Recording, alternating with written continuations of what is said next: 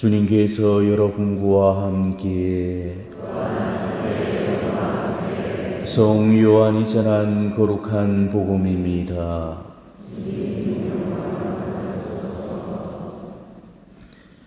그날 곧 주간 첫날 저녁이 되자 제자들은 유다인들이 두려워 문을 모두 잠가놓고 있었다.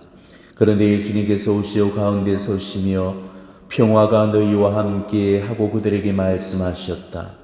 이렇게 말씀하시고 나서 당신의 두 손과 옆구리를 그들에게 보여주셨다. 제자들은 주님을 뵙고 기뻐하였다. 예수님께서 다시 그들에게 이르셨다.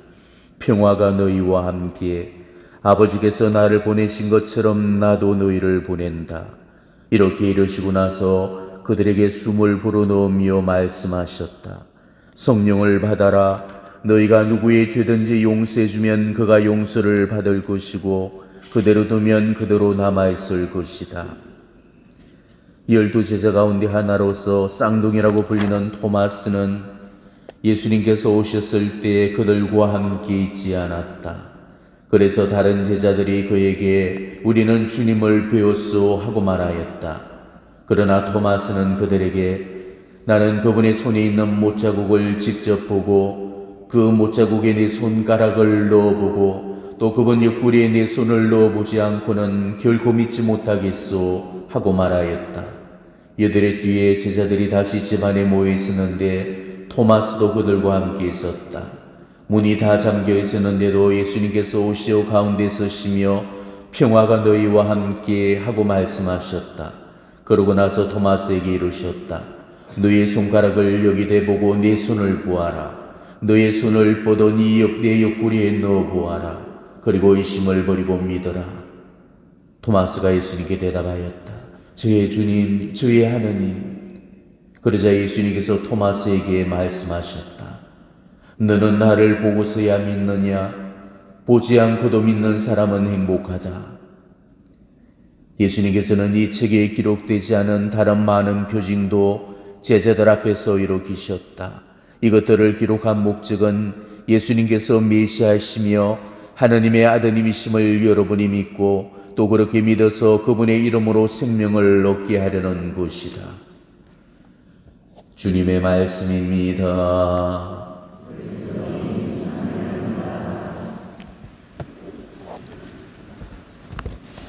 오늘은 부활제주일, 곧 하느님의 자비주일입니다.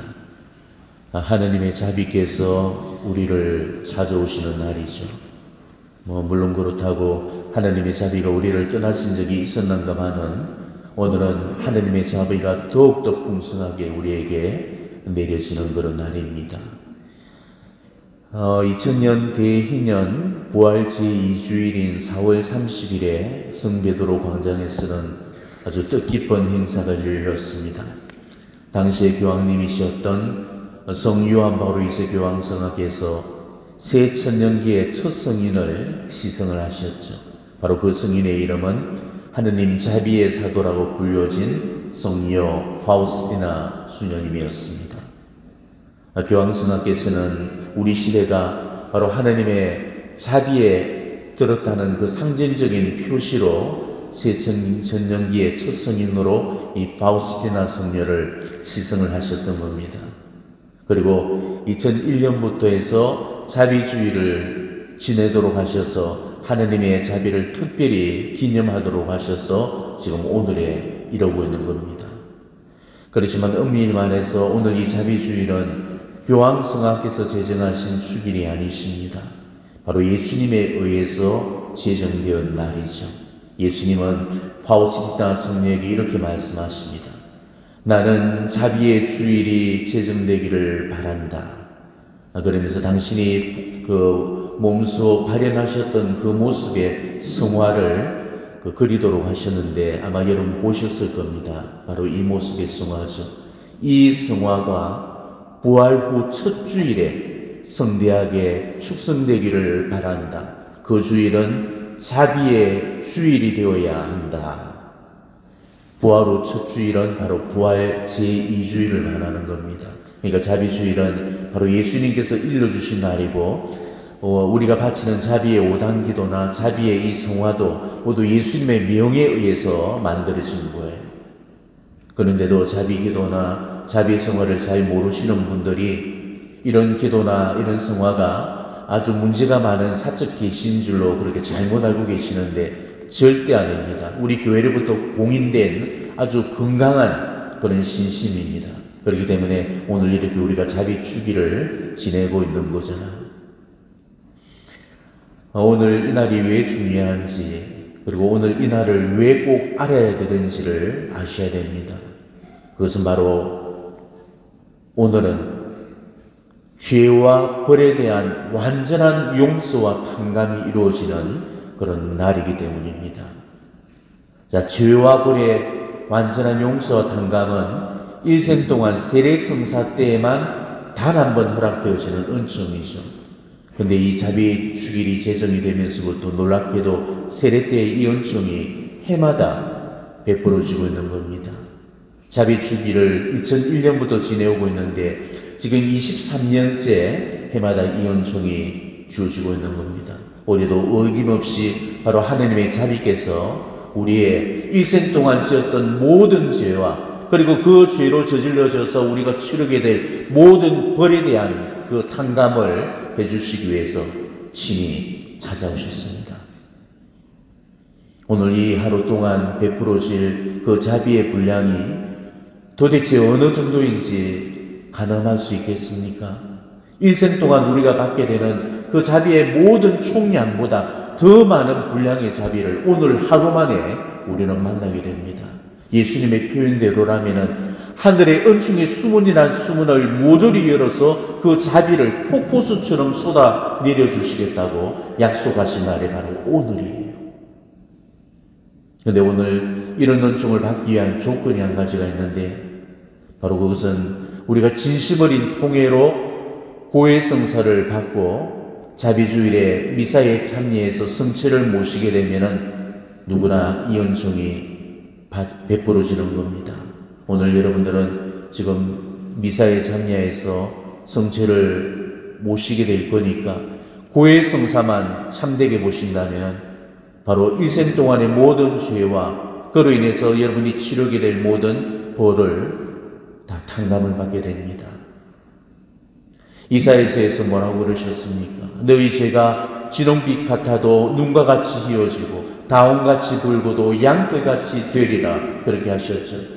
아무리 극악무도한 그런 주인이라 할지라도 하나님의 자비 앞으로 나아온다면 하나님의 측량할 수 없는 자비를 입을 거라고 말씀하셨습니다. 주님은 이렇게 말씀하십니다.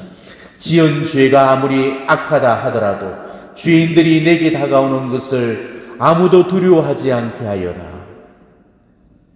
그러니 지은 죄가 많다고 생각하시는 분들, 또 죄질이 나쁜 그런 대제나 중죄 중에 머물러 계시는 분들, 하나님의 용서를 받을 길이 없다고 자책하는 분들, 제발 의심하지 마시고 하나님의 자비 앞으로 나오시기 바랍니다. 하나님께서 여러분의 모든 죄를 사해 주시려고, 여러분의 모든 벌을 없애주시려고 오늘 이렇게 몸소 찾아주셨습니다.